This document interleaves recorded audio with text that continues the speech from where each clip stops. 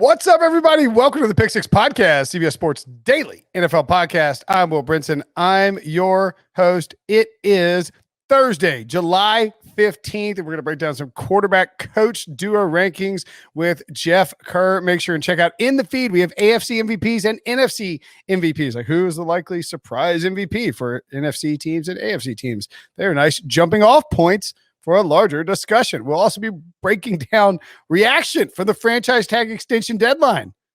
Early reaction tells me it's going to be like, but that's just because none of these guys are agreeing to any deals. No huge surprise there. What is a surprise, however, is we are finalists yet again. Actually, I guess it's not a surprise if it happened again for the sports category of the People's Choice Podcast Awards. That's right. We're up for an award. We appreciate everything you guys do for us. You always come and watch our shows. You watch, if we do a live thing, you check it out, you stream it. So hook us up here and help us by nominating the PickSix podcast to go into the finals. If we win the award, the actual award, not if we get nominated for the finals, if we win the award, I will get a tattoo of listener's choice somewhere on my body. I don't care what it is. Somebody suggested it could be like a tattoo of Prisco. I don't care. We win the award. You guys can do whatever you want. I don't give a crap. To nominate us, go to podcastawards.com/app/sign up. Again, if we win, I will get a tattoo of something stupid on my body, even though I swore never to get a tattoo in my entire life. The link is in the top of the episode description as well. So check it out and go nominate us. Let's nominate some quarterback and coach duo rankings now. Joining us to talk QB coach duos, Jeff Kerr. What's up, buddy? How you doing? Yeah, pretty good, Will. But by the way, I think the first thing you should do if PickSix wins the award is change your Twitter bio to award-winning PickSix podcast host. I will do that. I absolutely. That is the first thing I will do, Jeff. That is absolutely 100% correct. It only takes 5 seconds, a lot quicker than a tattoo. That's right. Somebody was reading. Somebody asked me on radio on Wednesday. My buddies Chuck and Buck out in Seattle. Like, we saw this thing. They're like, our nominations. You got to get a picture of Pete Prisco naked on your bicep. Oh God. Yeah. Like Pete, like lean down or something like that. I was saying I'll just get a picture of Pete doing his little like radio show flex thing on my bicep. I can live with that. Or just put like that and get off my lawn right under. Yeah, all right. Get off my lawn. Yeah. Hey, Debo, very quickly, do you think that the benefits of winning the podcast choice awards or the People's Choice Podcast Award would outweigh the negative of having a dumb tattoo on my body? Oh, I mean, I don't care if you have a tattoo. I'm rooting for it even harder. I'm trying to like. Yes, I get that point. Right. I mean, I'm saying from my part, like as an objective third party, as someone who has intimate knowledge of the podcast and my vanity, do you think I'm correctly weighing this? Right. No, it's fair. Like, I definitely would feel better about like winning an award and getting a tattoo rather than like Ryan Finley winning a football game and having to get a tattoo or not getting a tattoo. Right. But yeah, it's interesting. It was definitely a bold call by you that I did not see coming. Yeah, me either. Let's go win it. Let's do it. All right. Let's talk QB coach duos. It said that. What were the and again? Actually, you know what? I've read these may surprise you. What were the qualifications, Jeff, for the criteria qualifications? I mean, obviously, like best quarterback, best coach, but I would assume the partnership has to play into it as well, right? Well, yeah, and I remember last year I got a lot of flack, and I could tell no one read the article because I specifically put at the front of it, Tom Brady does not qualify for this because last year going into it, he never played a regular season stat with Bruce Arians. And I even said, yeah, those two will probably be on the top 10 list after the 2020 season because I figured the Bucs would make the playoffs and I didn't think they'd win the Super Bowl, but here we go. And, we saw what they were able to do. So they were eligible this year. Sean Payton, if I would have done this list for like the last 10 years, Sean Payton and Drew Brees would have easily been top 3 every year, but sure. Sean Payton has a new quarterback, and we don't even know who it is. Is it Taysom Hill? Is it Jameis Winston? I don't know. So it was, hard for me to omit him, but we just don't know who the pairing was. So it was pretty much, longevity really played a factor into it, and 2020 success obviously played a role. So you had a lot of new faces on the list like Sean McDermott, Josh Allen, Baker Mayfield, Kevin Stefanski, etc. And like there were guys that, when I was doing these qualifications, I'm like, well, where does Dak Prescott and Mike McCarthy go? Because Dak Prescott, they were only together like 5 or 6 games, but Dak Prescott was on pace to throw for 6,000 yards. So that was hard to determine as well. So yeah, there was an extensive list there, but yeah, you were not eligible for this list if you were like a first-year head coach or a first-year quarterback with a new team. So like Carson Wentz and Frank Reich, they were out. Sure. And I mean, I think it's important too. You might not like Pete Carroll or might not like Pete Carroll's offensive philosophy, but you're not going to leave Pete Carroll and Russell Wilson off this list because Pete Carroll's a really good coach and Russell Wilson's a really good quarterback, right? Yeah, exactly. Like you just can't do that. And I didn't look at, this guy doesn't call the plays. Like Mike Tomlin, Ben Roethlisberger. Mike Tomlin doesn't call the plays in Pittsburgh. Pittsburgh has a new offensive coordinator, but that's not taking anything away from Mike Tomlin and Ben Roethlisberger and what they were able to do. It was the exact same thing. So like Sean McDermott doesn't call the plays in Buffalo. Brian Dable does. So, where do you leave that? Well, no, I just said, hey, look, I just mentioned like this guy calls the plays, but that doesn't take away from what the coach is able to do, and they're able to win games. Right, exactly. All right, well, let's dive into I'm assuming Dak Prescott and Mike McCarthy was the hardest one to leave off, right? Yeah, it was. I seriously considered putting them at number 10. I just went small sample size. That was it. It just wasn't enough. I have a feeling that those two would have easily been on if they would have played the whole year, because I figured Dallas would have won the division. Dak would have had an MVP type season. I'm like, okay, then the list would have been a lot more difficult. But it was just more of, hey, look, you guys just weren't together enough. Six games just isn't enough to determine. They should have started 0-4 if they hadn't gotten lucky against the Falcons. And then the only reason that they were putting up prolific offensive numbers is because they were trailing by a bunch of points in every single game. I mean, if it doesn't say anything about Mike McCarthy that you can be given Dak Prescott, CeeDee Lamb, Amari Cooper, Michael Gallup, Dalton Schultz, Blake Jarwin, Zeke Elliott, Tony Pollard, and come back from down 20 points. Like, congratulations. Any human being on the planet can do that you're just press no huddle and run plays. That's not hard to do. So I do think it is fair to, while Dak almost drags Mike McCarthy to that top 10, I don't think Mike McCarthy has proven himself to come back and be a good enough coach to warrant that, with, like you're saying, with the limited partnership. So I think that's a fair move, but I'm sure you're going to get yelled at for that one, Jeff. Oh, I'm sure I am too. I'm already getting yelled at by people in my top 10. Oh, this team's too low, or these guys are too low, or these guys are too high. I'm like, well, what do you guys expect? Like, for the first year guys, like, what do you expect here? Like, should I catapult Josh Allen and Sean McDermott to the top 3 over, Patrick Mahomes and Andy Reid, or, over Aaron Rodgers and Matt LaFleur because you went to the same spot they did? Well, no, Rodgers and LaFleur did this twice now. And I am one of the biggest Josh Allen stands on the planet. And it was, difficult for me to pretty much say, hey, look, these guys, and I think 6 is, I think that's where I am. Did I have 6? Yeah, I am 6. And I was like, I think that's good enough. Like, I know why they're mad, because Lamar Jackson and John Harbaugh are ahead of them. I'm like, well, Lamar Jackson won MVP. He did win a playoff game. John Harbaugh is a Super Bowl winning coach. They are very good together. The Ravens win a lot of games. And look, they lost in Buffalo. That's not an easy playoff game to win. I know they love to slam Lamar Jackson for losing playoff games, but I didn't think he was going to win that game against Josh Allen anyway. Right. All right. Fair enough. Let's get to the list at number 10. And this is spicy because I think this is it's Jimmy Garoppolo and Kyle Shanahan. I have to assume that this is part and parcel I don't really love Jimmy G, and it might be Trey Lance, and they might be top 5 by next year for all I know. Is that what you're staring at?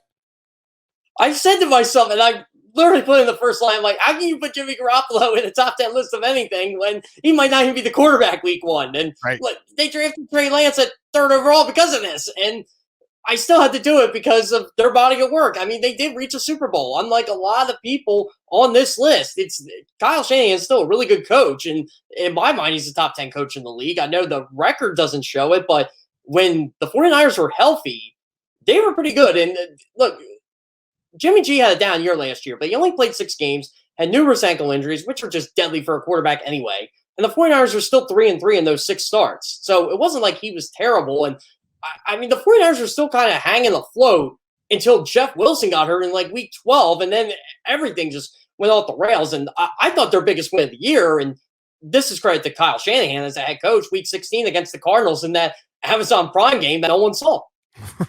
Right.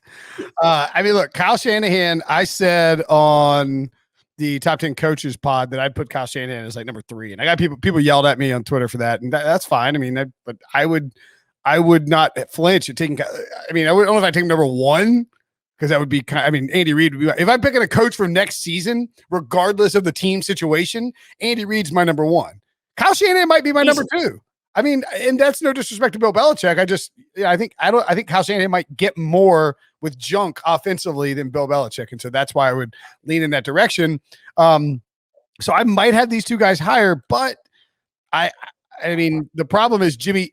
What I would like is Trey Lance to come in, be awesome, and then you can just vault those guys all the way up to like the near the top of the list. That's the ideal scenario. Exactly. And I had Jimmy G and Kyle Shanahan, and I think I had him in the top 5 last year, if I wasn't mistaken. I had him pretty high, and I was like, look, Jimmy G was tremendous. Like, they probably should have won a Super Bowl, and all of a sudden, Kyle Shanahan forgot to call plays in the fourth quarter, and Jimmy Garoppolo forgot to complete throws in the fourth quarter, and he was an excellent fourth quarter quarterback that year. So it was so bizarre, and all it did was just make Andy Reid one of the top 5 coaches of all time, and Patrick Mahomes in GOAT status because of those two. So, you know, I'm willing to give Kyle Shanahan and Jimmy Garoppolo the benefit of the doubt here. What they did in 2019 was good enough to stay on this list. And it's not like they were terrible in 2020. It was just the 49ers were hurt.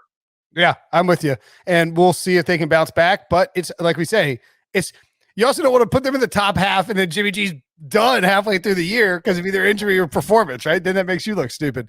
Number 9, a very intriguing pair because I think not of all the duos on here, but at least of all the duos in the bottom 5, these guys are maybe the most even in terms of Baker, Mayfield, and Kevin Stefanski. Clearly, Kevin Stefanski, a massive upgrade over Freddie Kitchens, which, I guess. But, you know, the fact that Kevin Stefanski came in and got the most out of Baker Mayfield, Baker Mayfield's skill set fits with the play calls that Kevin Stefanski wants to do with the bootlegs and the play action and all of that.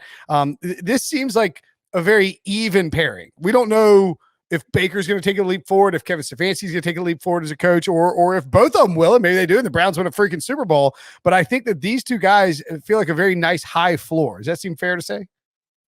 Oh, yeah. I think their ceiling is tremendous. Sure. I mean, honestly, now the Browns got that playoff hex off their belt. I mean, the last time they made a playoff game, I was 14 years old. That's how long it was. And I can't remember when they win the playoff game, 1995, January 1st, 1995, something like that. I was 6. So it's been a long time. They moved, it came back. That's how long it's been. So they got that hex off. Now the sky's the limit for those two. I thought Baker Mayfield was tremendous from week 7 on in 2020. And pretty much my thing with Mayfield was how good he was in that playoff game against the Steelers. Now, I know that Steelers defense wasn't really great outside of Minka Fitzpatrick and maybe Cam Hayward. But besides that, Mayfield was tremendous. Stefanski called a brilliant game. And he wasn't, as I recall, I don't even think he called that game because of the COVID protocol. So, but still, what he did was that team was not exactly great last year. They were pretty much, if you look at advanced analytics, like a 7-8 win team, and he won 11 games and made the playoffs and won a playoff game. Their first road playoff win since 1969. Against the division rival. Yeah. Yeah, exactly. Against the Steelers of all teams. So, they're arch rivals. So I thought that was tremendous by them. And they took Kansas City to the brink. And I know Mahomes got hurt in that game, but still, it was just a tremendous year for Cleveland. And those two definitely deserve to be in the top 10 just based on what they did in their first year together. Yeah, no doubt about it. The analytics you're talking about, they were a 7.7 win team according to their point differential, which is concerning for sure when you think about the Browns being 16-1 to win the Super Bowl and maybe getting it back. But I guess when I started to think about that, my initial reaction is the Browns can't be good. They'll screw this up. And then I think, no, I kind of trust Baker Mayfield. And I think I trust Kevin Stefanski to do a good job coaching that team up and to make smart both pre-game planning and in-game decisions.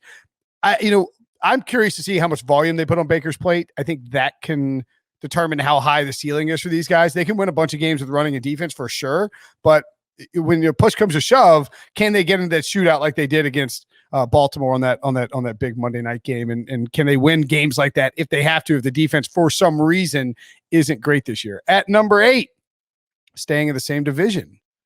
This one was probably getting you yelled at by both sides. People who think the quarterback's too high and the coach is too low. Ben Roethlisberger and Mike Tomlin. Yeah. And I basically looked at it like this. The Steelers are 3-6 since they last won the Super Bowl in the playoffs. That's pretty well. And look, based on reputation, those two probably deserve to be higher. I mean, he has a championship.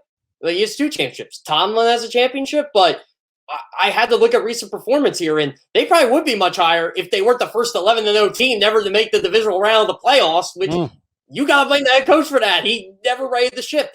Their big win was coming back against the Indianapolis Colts, or they would have finished 11-5. I just don't know what to make of these two. Ben had a really good year, but they fired their offensive coordinator. Tomlin couldn't get the ship fixed. And this just seems to be a pattern in Pittsburgh now, these late season collapses. It happened with the Antonio Brown saga. Now, Antonio Brown is a whole different story, but still, he wasn't on the field in that crucial Week 17 game a couple years ago. So again, it's really frustrating with Pittsburgh because these two are so good, and I still think Ben has something left in the tank. And I know Tomlin's a good coach. He's never had a losing season. And he has the most wins for any coach after his first, 12 years. I think he's tied with Schuler or something like that. So, again, great coach, Hall of Fame quarterback. Tomlin's probably going to be a Hall of Fame coach when it's all said and done. But, is 8th disrespectful? Not according to this ranking. I mean, but these two can clearly, if they go to the AFC Championship game this year, they clearly go up because that means they made a deep playoff run. Yeah, I think the problem with this is as much as you may and you know what, some of the other part of it too is sometimes I think it's harder to elevate a coach on the defensive side of the ball, maybe with a quarterback, right? Because you're not talking about Kevin Stefanski and Baker Mayfield are working. It feels like they're working more hand in hand, right? Whereas Ben Roethlisberger, Mike Tomlin's more of a CEO than he is, heavily. It's not like he's grinding on the offensive game plan with Ben Roethlisberger, 7 days a week. I'm not saying that Stefanski is doing that. They have an offensive coordinator. I just mean it feels a little easier to elevate an offensive head coach on these lists. The other thing too, Roethlisberger's old. Once again, here we are in the offseason, and he's leaking out stuff about his diet and how he's in the best shape of his life. No, that's not true. I'm trying to take my diet more seriously. I'm not in the best shape of my life. You know why? Because you're 40, Ben. You ain't in the best shape of your life. That's not how it works. No one gets to 40 and magically becomes in the best shape of their life. I'm sorry. It doesn't happen. You were in the much better shape when you were 22, even if you were guzzling Yingling all offseason long instead of whatever. He's taking his diet more seriously than Tom Brady. What are we talking about here? What on earth? Anyway, sorry. That was a 40-year-old. Hey, I'm 32. I still say I'm in the best shape of my life. I'm definitely in better shape than I was when I was 22. I'll say that. Oh yeah, I am too, actually. So, but not. I mean, I was in really bad shape at 22. But my point being is that you can get back anyway. I don't know. I don't buy all the hullabaloo about Ben Roethlisberger's diet suddenly changing everything. At number 7, maybe an underrated duo, but 7 is still very high. Ryan Tannehill and Mike Vrabel. Tannehill, by the way, quietly coming off a 33 touchdown season last year and starting to, I think, kind of become a top 10 quarterback. Top 10. If you look at some of the stats, he's top 5. Sure. Based on the stats I presented, like yards per attempt, fourth quarter comebacks. I know that's, here and there, but it's still an impressive stat. I mean, touchdown to interception ratio, touchdown percentage. Ryan Tannehill's up there. It's, and I actually thought he elevated Vrabel a bit just because, of what he's done since week 7 of the 2019 season. I mean, Tennessee is number 1 in 50-yard plays. They're they have the most touchdowns in the league since Tannehill became the starter. It's honestly incredible what they're able to do. Everybody loves to say, "Oh, Derrick Henry." I think it goes both ways. I think Ryan Tannehill has made Derrick Henry that much better. I agree completely. I don't think that. I mean, I think it's a symbiotic relationship. Having Derrick Henry helps Ryan Tannehill because Ryan Tannehill is able to go up top with play action because teams are trying to stack the box and stop this behemoth from running over them, for 250 yards. But at the same time, when you have A.J. Brown and Ryan Tannehill there, it forces defenses to be honest, and they can't completely load the box up. And that's, when Marcus Mariota was playing quarterback, the Titans weren't good, and Henry wasn't this dominant force that he is right now. So, yeah, I agree completely. And I think that Mike Vrabel is – first of all, he deep pants Bill Belichick in a game using a little hoodwink thing that Belichick had dropped on Gase. Remember the whole take a penalty, nope, decline. Belichick. Yeah. he got Belichick on it. I mean, if you're outsmarting Bill Belichick in a game, then I'm giving you credit. I think Mike Vrabel sort of slides under the radar as a smart in-game coach, and certainly as a master motivator. Dude promised to cut his TT off if his team won. That's why I was rooting for the Titans to win the Super Bowl. I kind of want to see if he actually lives up to that, or if he's like Dan Campbell and it's just a bunch of horse crap. Well, yeah, it's like, look, I'm telling you, we win this podcast award, tattoo. No jokes about it. Not going to cut anything off, but tattoo. At number 6, you mentioned you got yelled at for this, but 6 is pretty good. Josh Allen and Sean McDermott of the Buffalo Bills. McDermott has been to the playoffs 3 of his 4 years with the Bills. That's unheard of. He doesn't get enough credit.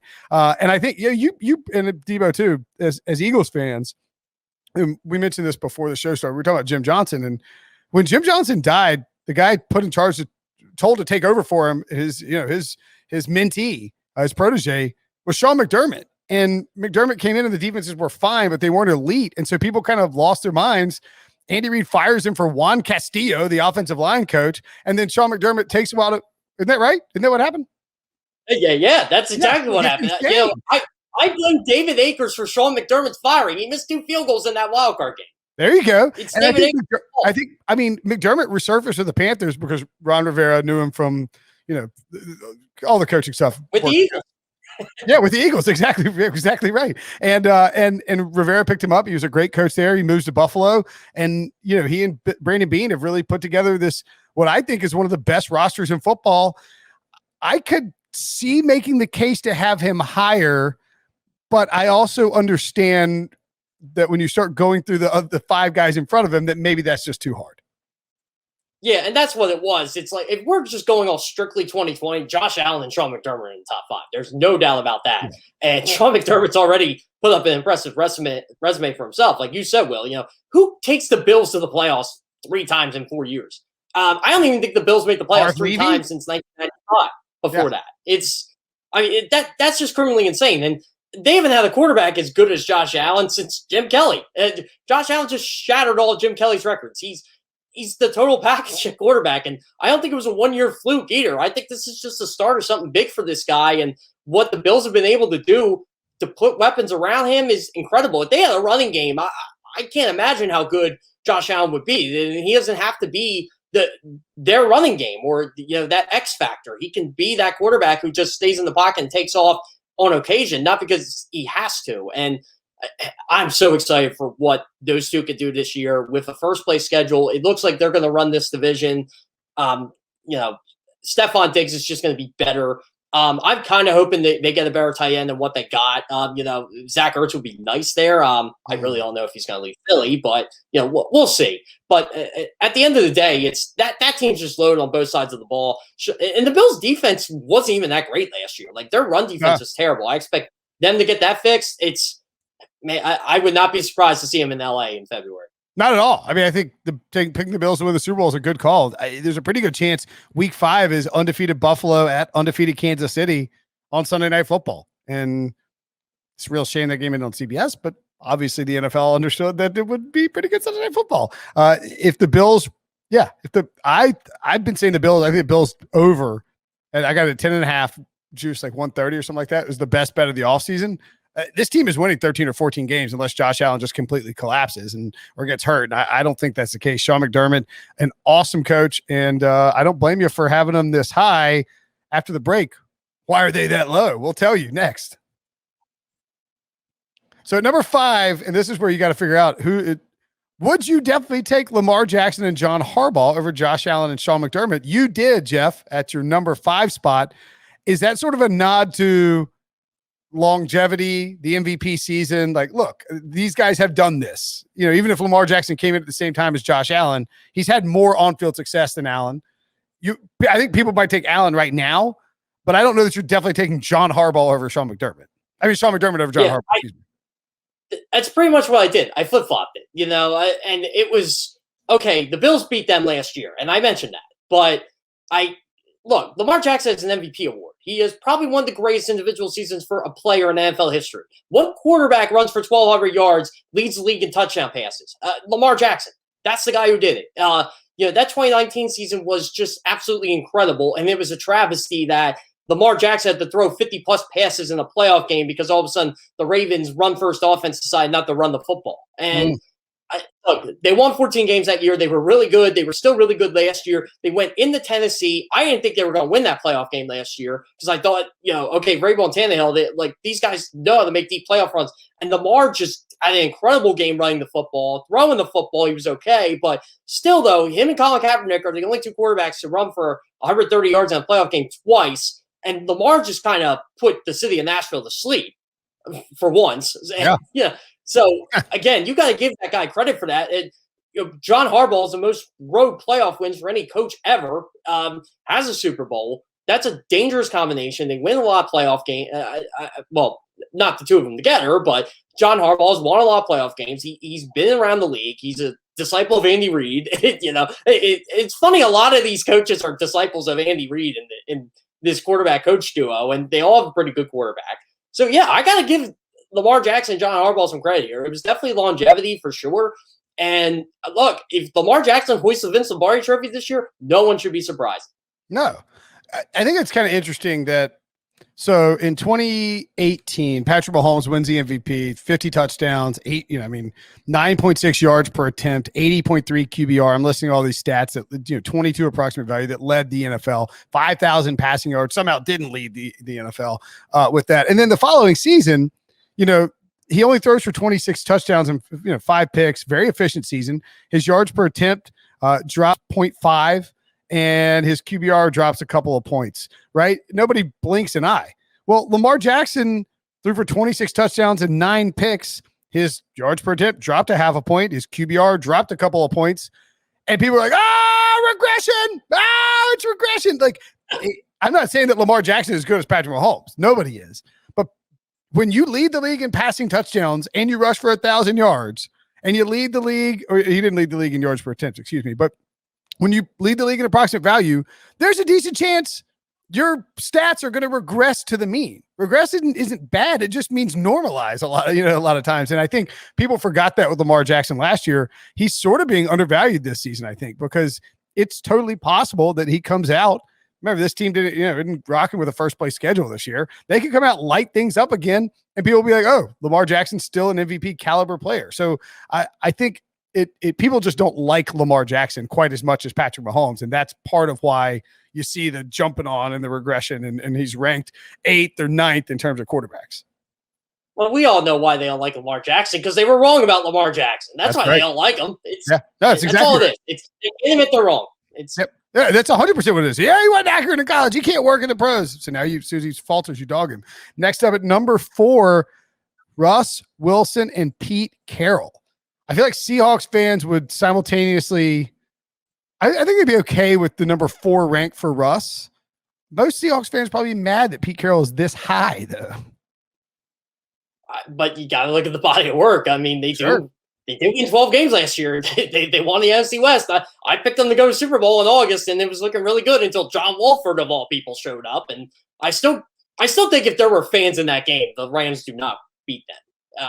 I thought home field advantage was crucial for them. But Seattle I kept thinking their running game was going to emerge last year, and it never really did. It was, I think they were banking on Rashad Penny coming back in November. Never happened. He kind of was an afterthought there. Chris Carson got hurt. He's always hurt. And, Carlos Hyde wasn't what they thought he was, and they just let Russ cook a little too much. And it ended up biting them, honestly. They were probably one of the best teams in the first half of the year, and they kind of they lost to the Giants. I still don't know how that happened. They lost to the Giants in Seattle. Really, I don't know how that happened.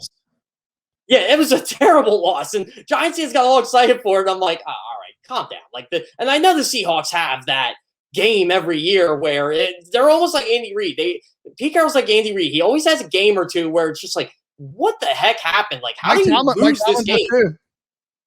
Yeah, Mike Tomlin, all the great coaches do. And I'm just sitting there like, okay, whatever. They're going to be fine for the playoffs. And then they just get destroyed by the Rams. And I'm like, I don't even think the Rams were that great. I thought the only reason they got in the playoffs was because Kyler Murray got hurt. And, credit to Sean McVay for John Wolford and everything he was able to do in that game. But, still, though, they win the NFC West almost every year. Russell Wilson wins 10 games every year. Seattle's always in the playoffs. Russell Wilson is like fifth on the most touchdown passes through 10 seasons, and he's only played 9 of them. So again, he's probably going to, if he throws like 41 touchdowns this year, I think he passes Manning for that. It's insane. Wilson had a tremendous year last year, still somehow did not get an MVP vote because of Aaron Rodgers. And it's hard not to keep these guys in the top 3, top 4. And they have won a Super Bowl, and they probably should have 2 of them.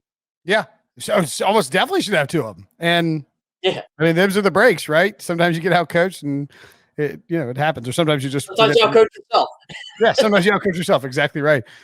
Look, I don't have any qualms with where those guys are at number 4, given the outcome of the season, given Russell's talent.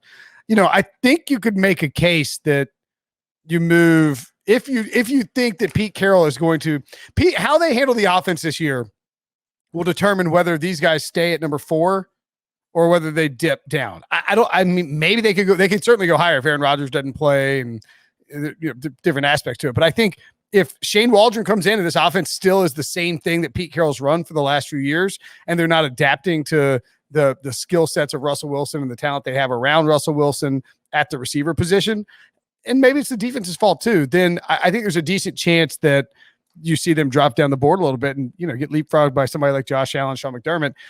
At number 3, as I mentioned, Aaron Rodgers and Matt LaFleur. Now, suffice to say, this is not just Packers QB and Matt LaFleur. If it's Jordan Love and Matt LaFleur, they're not on the list, right?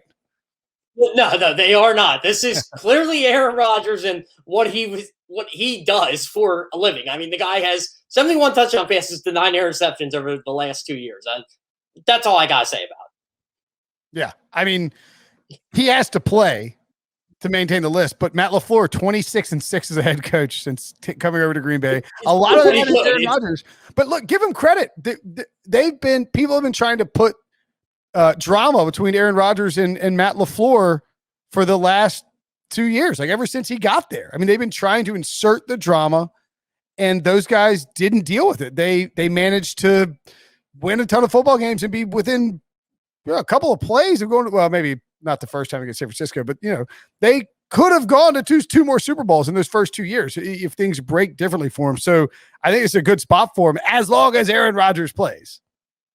Well, exactly. And that's how I had to do it. Like, I know someone said, how do you put the Packers on there? He might not play. I'm like, well, maybe he will play. It's, they're still together. And I don't think Aaron Rodgers' beef is with Matt LaFleur. I think his beef is with Brian Gutekunst and everybody higher up than him. I don't think it has anything to do with the head coach. I don't think it has anything to do with the players on his team. I think it's just, I've been at somewhere for 15 years and I'm sick and tired of being here.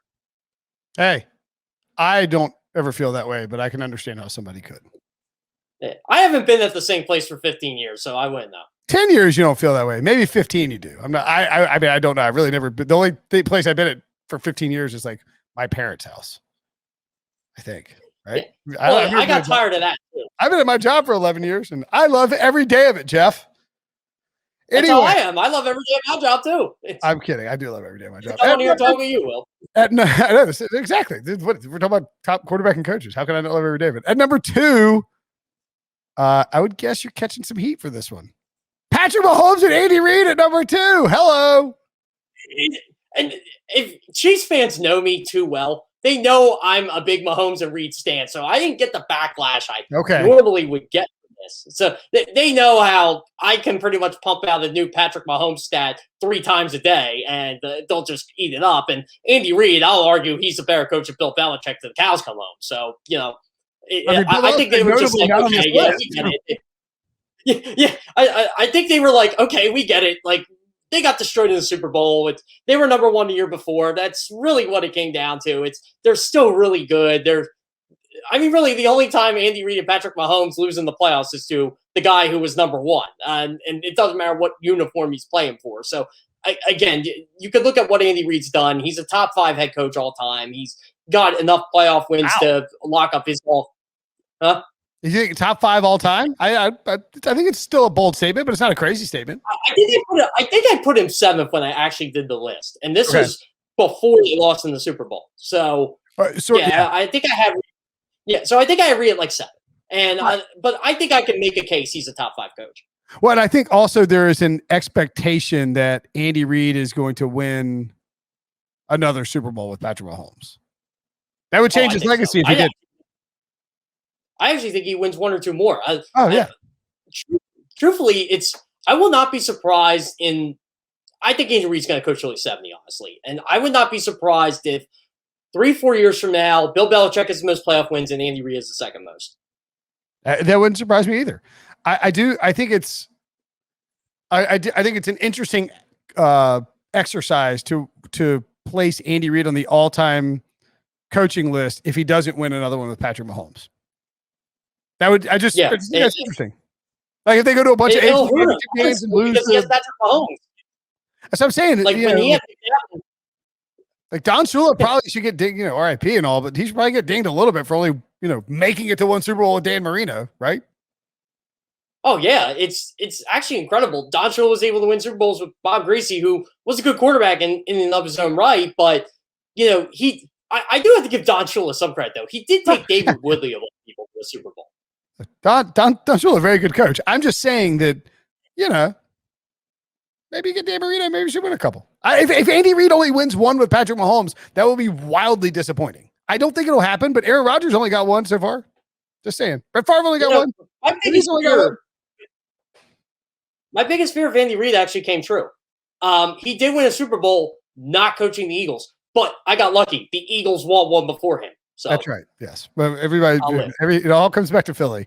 All right. Actually, you know what? You can tie Tom Brady back to Philly too. At number one, obviously, the defending Super Bowl champions, Tom Brady and Bruce Arians. I don't think that anybody would realistically, if you're given simply like blank slate, rest of team, coach and QB, that you are definitely going Brady and Arians in 2021 over Mahomes and Reid. But I respect, Jeff, your deferral here to the fact that Tom Brady and Bruce Arians just beat Andy Reid and Patrick Mahomes. Like the last football game we saw was a head-to-head victory. It would be tough to flip them and to put Tom Brady at number two after he just beat the guy who would ostensibly be number one. Exactly. That's pretty much what I did. It was, okay, the last football game I watched, Tom Brady and Bruce Arians beat those two. And they are the only two to pretty much beat Andy Reid and Patrick Mahomes. Well, Patrick Mahomes has 2 playoff losses in his life. They're to Tom Brady. Yeah. It's actually incredible. And I had to give Arians, which is interesting. Yeah, exactly. And here's the thing. I had to give Arians a ton of credit for Brady. He unleashed a new dimension of Brady's game. Brady was throwing a lot more deep passes than he ever did under Belichick. He threw 40 touchdown passes, which is insane. I actually thought he was going to throw his age at one point in the season. Brady got better during the year. He was a top 5 quarterback in a lot of statistics last year, and he hasn't been that probably since 2017, when they lost Super Bowl to the Eagles. That was probably the last time I thought Tom Brady was elite. Like Tom Brady kind of faded a bit over those last 2 years, even though we won a Super Bowl. It just was, I don't know if it was the offense, the weapons around, or whatever, but you give him Chris Godwin, you give him Mike Evans, who underrated, Rob Gronkowski comes back. A decent offensive line. I shouldn't even say decent. A good offensive line. Really good offensive line, yeah. Yeah, a very good defense. A very good pass rush. And look what he does. And he did not have to carry that team to a Super Bowl, and he still found a way to play at his best when they needed him to. Like, Tom Brady could have had a terrible Super Bowl. He didn't. He played really well, and I was amazed by what the Bucs were able to do to that team. Just put them away early and make Patrick Mahomes throw these incredible passes that we all raved about after the game. And I'm just like, man, how bad would this team have even scored a point at Patrick Mahomes as their quarterback? I don't know. And they want to rip Andy Reid for that game. I'm like, what did Andy Reid really have to work with? Yeah, I do think at the end of the day, there was probably some game planning issues with how they ran their offense, the Chiefs did. And I actually think you can tie part of it back to whatever was going on off the field with that coaching staff and inside of Andy Reid's family. Like, I don't think that helped. That is a distraction, and that's just sort of how it works. But the Bucs came to play, and the Bucs were the better team that day by far and away. And the Bucks played some tomato cans down the stretch. They had 2 against Atlanta. Minnesota was pretty bad. Detroit's obviously terrible. And they lost to LA and Kansas City by a total of 6 points. I'm looking at the final 7-game stretch of the season. But Brady completed 66.3% of his passes, averaged 320 yards per game, 20 touchdowns, 5 picks, just sacked 8 times, and 8.5 yards per attempt. And the reason I look at the second half, and his first 9 games are actually really good too. But the reason I look at that, I think that I probably got fooled by the Buccaneers struggling against better defenses in the first half, and they did. They lost to the Saints. They lost to the Bears. They lost to the Saints twice, actually. But I think in reality, what it was is, it was a weird offseason for everybody. Real weird if you were switching teams, switching cities, going to your first new team in 20 years. And it took Tom Brady a little while to acclimate. It took him and Bruce Arians a little while to form that partnership completely. And when they did, they started cooking with complete gas. And they were shredding anything that was remotely a questionable defense. That's one of my biggest questions going into 2021, Jeff, is that what the Buccaneers are going to be for a full season? Because if it is, they're going to win 15 or 16 or 17 games. That's what I'm worried about, too. I think you have all 22 starters. Like, I don't think anybody has a chance in the NFC South because of Tampa Bay. And I'm thinking to myself, are they going to be like how the Lightning were in the NHL? They're just going to roll through everybody because they had a full year together under their belts? It seriously could be that. Like, if you look at the NFC as a whole, the NFC West is going to beat each other up, all 4 of those teams. Sure. The NFC East stinks. I'm sorry. They stink. The NFC North stinks, too. Apologize for ripping the NFC East, I don't think, anywhere. I'll always rip them. The NFC North isn't good. If Aaron Rodgers leaves, they're not going to be good. So who is it? Is it Tampa Bay versus the field? I'll take Tampa Bay. They're by far the best team. I honestly thought the best team to beat them this year probably comes out of the NFC West, whoever that will be. And if the Rams actually live up to the hype with Matthew Stafford and Sean McVay, then maybe we got something here. But I don't know. To me, Tampa Bay's in the NFC and the AFC is absolutely loaded. I think the Rams or the 49ers and maybe even the Seahawks to a small degree, just because they have Russell Wilson. I don't want to bet against Russell Wilson. And the Packers, if they have Aaron Rodgers, I think, that's competition there for the Buccaneers. But if the Buccaneers stay healthy, and what we saw in the second half is what the Buccaneers really are, then they're going to shred that division. They're going to be right back in the Super Bowl. I would throw out, I think your point's good. I may have made this point a month or so ago, and I think I forgot to bet it. The Buccaneers are minus 200 to win the NFC South. That's probably short. It should be like minus 400. Honestly, like it's a lot of juice because it's minus 200. I bet now. I know. That's what I'm saying. At William Hill right now, Bucks minus 200, Saints 3-1, Falcons 8-1, Panthers 12-1. I mean, the Buccaneers should steamroll that division unless Jameis Winston just has us all snookered and Sean Payton's got something big up his sleeve, which I find a little hard to believe with how the Bucs played down the stretch last season. So that may be another one of our best bets. Honestly, like minus 200, that's criminal. Like I'm surprised that number isn't lower at this point. Like it's Tampa Bay should win 12 games. Yep. No matter what, they should win 12 games. And can anybody in that division win 12 games? I don't think so. Yeah. The Chiefs are minus 320 to win their division. I see the Chargers and Broncos. I mean, obviously the Broncos, if they got Aaron Rodgers, would be different stories. That may be priced into it. But I mean, to me, the Bucs are probably closer to the Chiefs in terms of their relative skill set in the rest of the division than they are even the Bills, who are minus 155. I think the Bills and Bucs to win those divisions are good bets. But that's just me. Yeah, the Broncos are probably the first team in the history of the NFL, thanks to my colleagues at CBS Sports, to be overrated and underrated in the same week. That's right. Yes, that is what happens when you are in the running for Aaron Rodgers. All right, this is a good talk on QB and coach duos, Jeff. Excellent stuff as always, buddy, and we will talk to you soon, man. Yeah, sounds great. Thanks, Will. I'm sure once CBS Sports HQ decides to make this put that banner up of my top 10 list, I'm sure Bills fans will be all over the place. Oh yeah. You're going to get lit up pretty soon. As soon as you get that banner rolling, you're going to be your mentions will be lit up. So is it Jeff Kerr CBS or Jay Kerr CBS? I can't remember. It's Jeff Kerr CBS. Jeff Kerr CBS. So if you don't like the rankings, go tweet at him. And while you're online, go make sure and vote for the podcast awards. All right, buddy. Talk to you soon.